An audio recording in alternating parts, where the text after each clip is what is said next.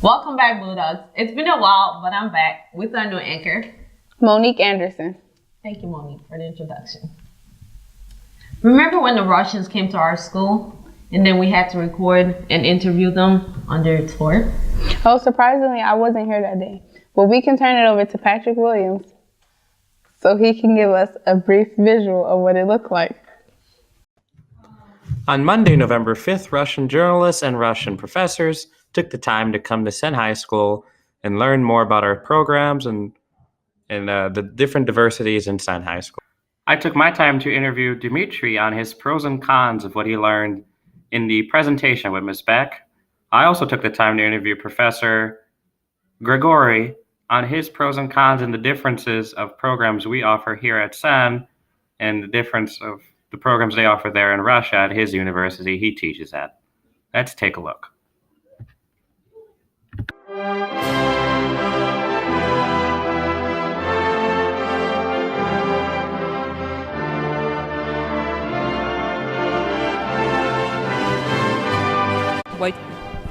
Hi, can you tell us what your name is and why you're here?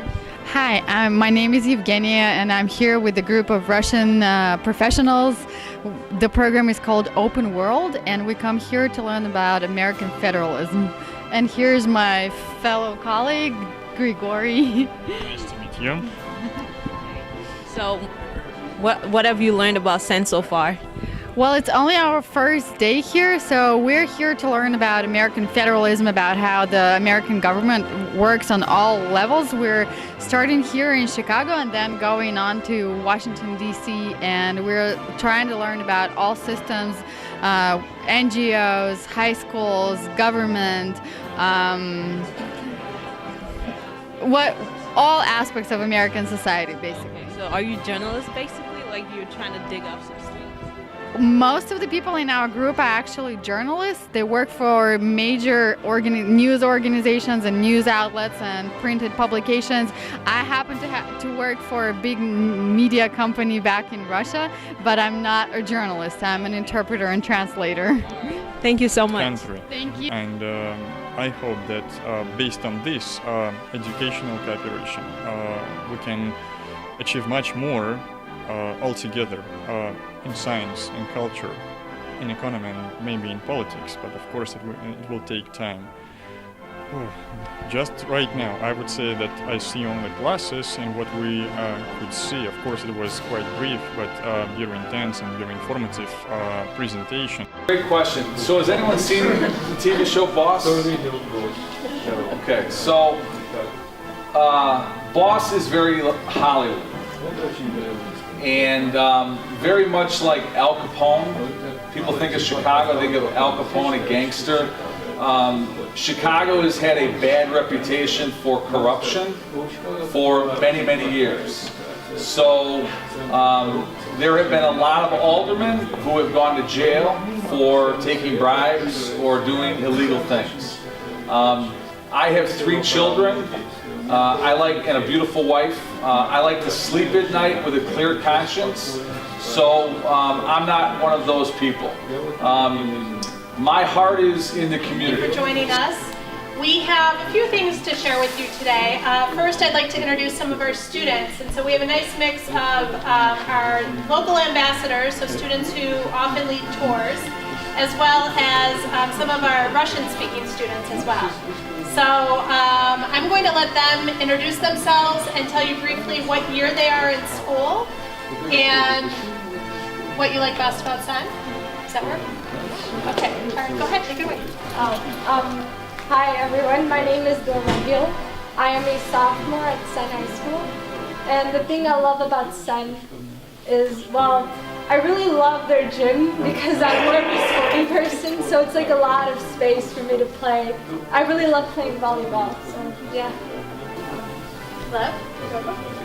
Yeah. Oh, yeah, sure. Здравствуйте, мое имя Лев.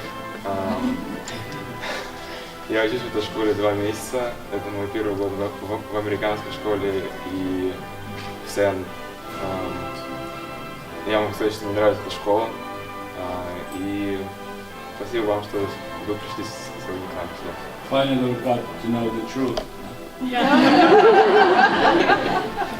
always find it a bit confusing that every one of you was saying one and the same thing, like, I like this about the school, I like this about the school, I like this about the school, which actually looks a bit artificial. You see, if you take like some 5 random people, you ask them, what do you think about the school? They would say different things. If you ask them specifically, what do you like about the school? Well, they would answer pretty much the same thing.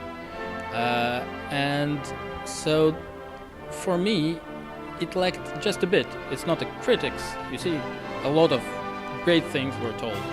That's what I think. But apart from that, it was just perfect, and the video was just gorgeous.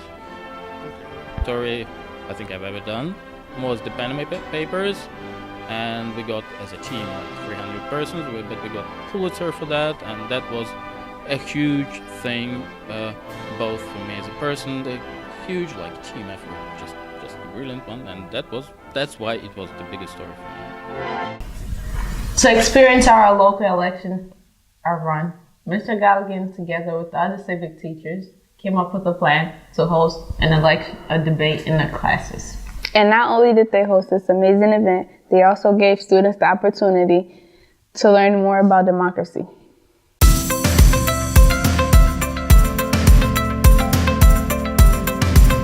This year, Senn started their first ever civics class with a mock mayoral election debate. In this mayoral election, Senn Jr. represents different candidates from Chicago. These student candidates speak about solutions to Chicago issues. Chicago has many issues regarding education. Now let's take a look at actual debate between student candidate in Ms. Emma's class and what they have to say as the candidate they are representing. Wait, do you mind repeating a teeny bit of what you said before? That restricting gun laws, adding more police to the streets. Okay, so when you say you want to add more police to the streets, what kind of an effect do you think this will have on communities? Aside from, feeling safe, with having more police, do you think that would cause more fear and concern? Let's hear how a student from a civics class would describe this project. Basically, we're acting as mayoral candidates, and we have to prepare our mayoral candidates to go and have a debate, and then we'll choose who we want to be as our mayor. It's basically a false election for mayor. We got an interview with a student who represents the candidate Jamal Green. So as mayor, I would like to first make education a top priority in Chicago, because I believe that it has been underfunded and as well not appreciated as something that can actually lead to the success of future generations. I would also like to implement stronger gun laws to stop gun violence in Chicago, but I believe that it has prevailed for far too long. And for neighborhood development, I would also like to help small businesses and create a department within the city council to help small businesses with permits and other things that are slight hurdles when creating a business, which then creates jobs for people. What do you think your shot is? What's your shot? You think you're gonna win this election or not? In all honesty, being a 22-year-old from Chicago that has had a run with the law, I don't believe that I have the greatest shot, but I do believe that my ideas can help Chicago as a whole. Mayoral election will be on February 26, 2019, and I hope this mayoral election debate will help people to choose the right mayor for Chicago. Thanksgiving was a couple of weeks ago, but it's never too late to be thankful, which is why I put together a video of Senn community telling us what they're thankful for.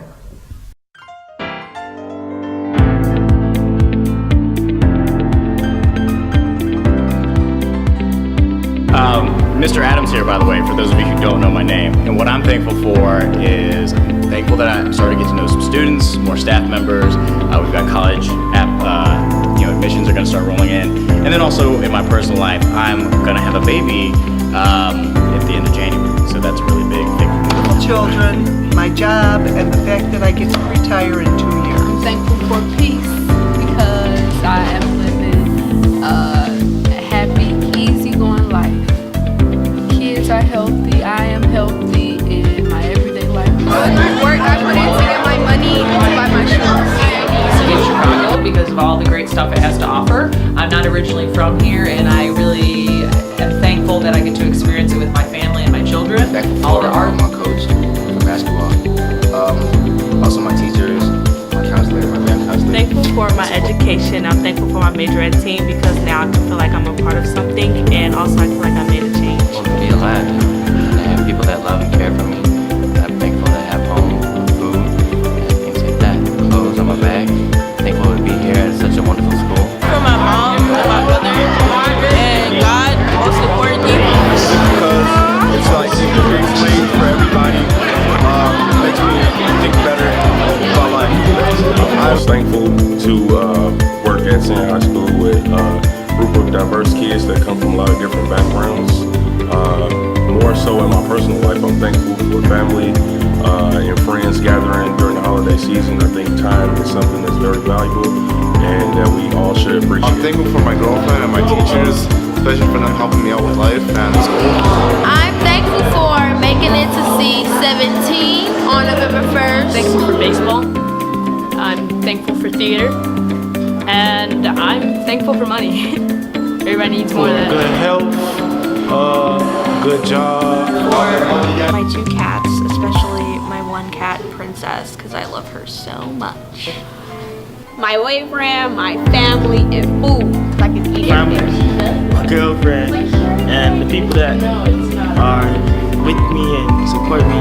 Having a great year here at Senn. Thankful for an outlet to show my creativity through journalism or just art in The general. reason why is because I'm happy they're still alive to see that their son actually went to school, got a good job, and still just being respectful and everything. But every day, I cherish everything they have taught me as I grew up. Well, you can't just forget about us. Senn TV crew are here to tell you what they're thankful for. So what are you thankful for? I'm thankful for basketball. That's been keeping me busy. Thankful for mechanical pencils and headphones because I love music, and mechanical pencils are just like the best thing to write with. Hey, what are you thankful for? My hairstylist. She always gets me right and have me looking good every time I go to her. And my mama, because she helps me pay for something. Thankful for having good computer tech skills and being good in creativity and product making on computer programs. I'm thankful for my mom who has been helping me through this college process. Thankful that my grandparents are here in the United States. Thankful to Mr. Wolf. Because of Mr. Wolf, I got accepted to DePaul University. I'm really thankful for BTS because they help me love myself. Monique, it's been so long since I've seen you in class, it looks like you've aged a little. What is this that you're wearing today? This is my lace front I got from dsohair.com. And how about you there, Olivisi? What is that? Oh, I got this from Macy's for $50. Yeah, right. Just like a rip-off Michael Jackson impersonator. Sure it does. What are you thankful for? What am I thankful for? I'm thankful for you guys and for Senn TV and all the hard work you guys put into it every day and being cool kids that let me break out my wig and hat costume from the attic. I hope you guys don't get moths. Wait, what? Can we take a moment of silence for the great Stan Lee?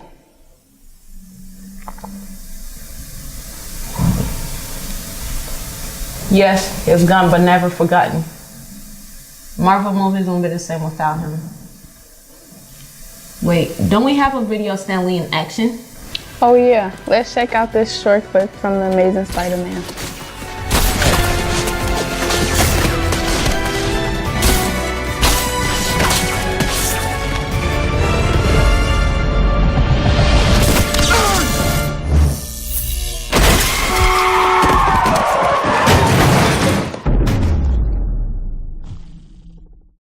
Let's check out this lovely tribute that Oscar Marquez put together for the comic genius.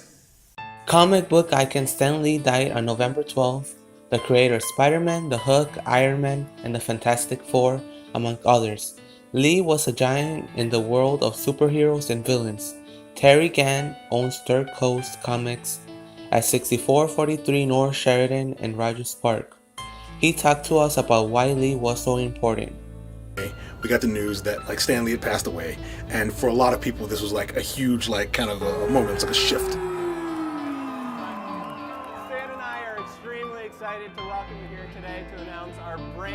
mobile game stands first. What's the name of it? The game is called Verticus. Verticus versus the Obliterator. And you heard it first here. Like a creator of comics who was basically responsible for, I don't know, a good, like, large percentage of pop culture in our lifetime had passed away. And to me, it sort of marked like this sort of a passing of the torch, because now Stan Lee was gone and Jack Kirby was gone, Gil Kane. There's so many creators who helped create the Marvel Universe and sort of like who helped give us characters like, you know, Spider-Man with Steve Ditko and the Fantastic Four with Kirby, and like so many creators were gone now that you really kind of had this era sort of like passing. Now, the beauty of Stan Lee and what was really important about him was he was able to promote an entire industry out of like largely nothing. Like, comics were huge in the 40s and they were less as important in the 50s, but like once you got to the 60s, the golden age of comics was over with, right? We kind of hit a point where there had to be something, but no one really knew what could be that next thing, and it was Stan who kind of gave us characters who were flawed, they were nuanced, they were heroic, but they were also tragic, they were real, they were human. So Stan gave us like that sort of a thing in comics that didn't really exist before. Before this point, comic characters, superheroes were mostly like the Hulk, Iron Man, Doctor Strange, Spider-Man, not Captain America because that was Jack Kirby and Joe Simon. The original X-Men, so not all of them, so you get like, you know, Cyclops and the Beast and Iceman, Jean Grey, yes, Professor Xavier, yes, Magneto, yes. They were a lot of paragons of virtue. There were a lot of like the best, like the fastest men alive. There were a lot of like characters who, in their own ways, while they might have been great characters, there just wasn't depth that the average person on the street reading comics could have like grasped onto. But what Stan gave you was something that was relatable, even if you yourself couldn't fly, or you couldn't make a suit of power armor, or you couldn't become like a monster who was tragically heroic. Even if you couldn't do those things, you could relate to those characters. You could see a different side of them, and he gave us that.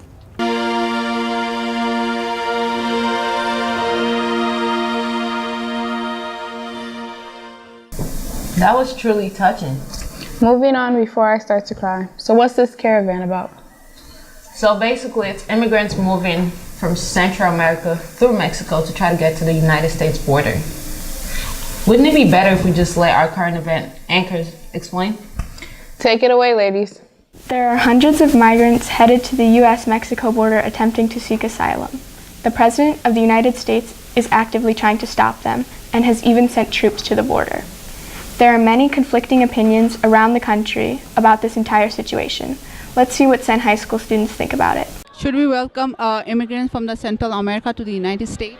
I think so, yes. Why? They're seeking asylum from gang members in their own country. They're living on $5 a day to feed their family. It's really important that we help these immigrants get into America. They don't want to sneak into America illegally. They want to apply for legal citizenship. So I think, if anything, we should devote efforts to helping them. What do you think about Trump sending troops to the border? I think it's an over-exaggerated response. We don't need a type of military reaction. Like I said, they aren't trying to break their way into America. They're trying to get in legally and apply for citizenship. So I think that's all overblown. 1,000,000%. Our country was founded on immigration. The Native Americans were the first immigrants, and then people started migrating from Europe. So I feel like if people want to come here, especially looking for a better life, they should be able to come here. As long as they're, you know, good people, they should be able to come here. What do you think about Trump sending troops to the border wall? I really think it's upsetting because a lot of my family and close friends are immigrants or have other family friends who are immigrants, and these are some of the nicest, hardworking people. So to see them get mislabeled is really upsetting, especially because we're supposed to be some country of like liberty and prosperity and equality, where like the Trump administration is openly discriminating against these immigrants, which it's not what our country's morals are, and I really think it's upsetting and disgusting. My position on the immigrants coming from Central America is that I think that we should welcome people seeking asylum, people seeking new opportunities in the United States. We have lots of jobs available right now. We have some of our lowest unemployment in history, and we could use more people to come work in the United States and pay taxes. What do you think about Trump sending troops to the border? Oh, I think it's a political stunt. and he's just trying to stir up his base so that they would come out and vote in the midterm elections. Should we welcome the people from Central America? Yes, we can, because they're normal people who want an opportunity in their future, and then America tends to offer the opportunity. There's the stereotype that, you know, America has a lot of jobs that, you know, people can value from, and these people are coming for that opportunities that America can offer to them. So I think we should welcome them and, you know, give them the opportunities and resources that they need. What do you think about Trump sending troops to the border wall? I think it's really like kind of useless because, well, I mean, it's not worth it because a lot of people are coming in, and then it's not fair to like stop those people from coming in. Like they want a chance in their life, and if they want a chance, then they're coming into it, so they should be given the opportunity to be here. Eden, what do you think about Trump's response to the Caravan? I think what he's doing is simply un-American, and I think that by tear gassing people who are just trying to do the best for their family and friends and their children is just inhumane. What do you think about it, though? I totally agree with you. I think it is cruel of him to stop them just because he thinks that they are a threat. Well, that's all we have for current events today. Let's turn over to Patrick Williams, who has more on a possible war between the Ukrainians and Russians. Hello there, guys. My name is Patrick Williams, and today we're going to talk about the current conflict between the Ukrainians and the Russians. It all started when the Russians annexed Crimea from the Ukrainians.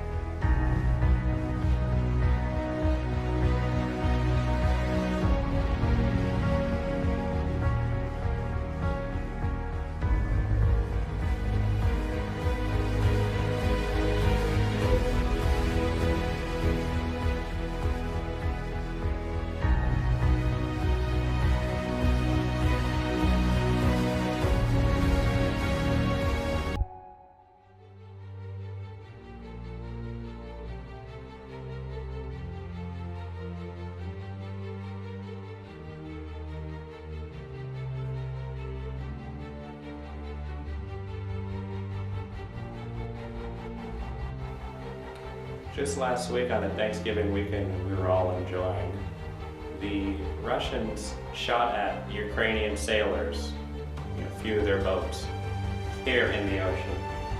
And the Russians claimed that this is their body of water and that they rightfully own this. The Russians say that they had nothing to do with it. The Ukrainians then were pinned in by a Russian sailor boat. 3 sailor boats for the Ukrainians were then rammed by Russian battleships. Сжимай, давай, молодец. Дави его справа. Дави справа. Дави, я его здесь приму. Сжимай, руки прямо. Давай, давай, сжимай его. Лево 55, лево 10. Стой, машина. Стой, машина. Лево на борт. Есть лево на борт. Ну, лево на борт. Назад. Назад. Назад.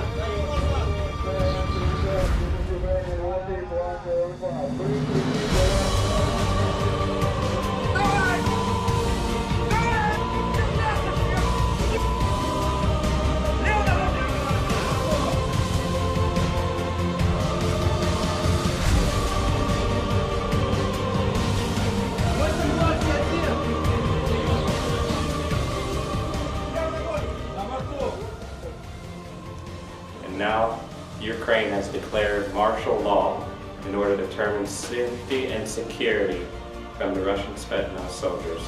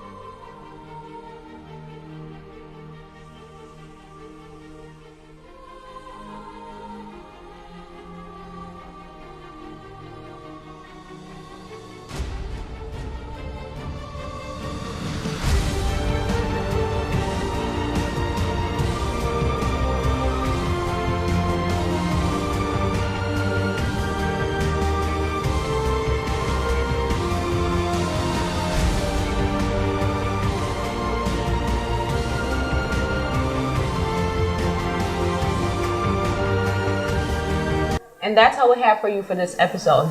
We have Tommy here to tell us how to say goodbye in Vietnamese. My family just says goodbye. Oh, okay. Toot Smagoots.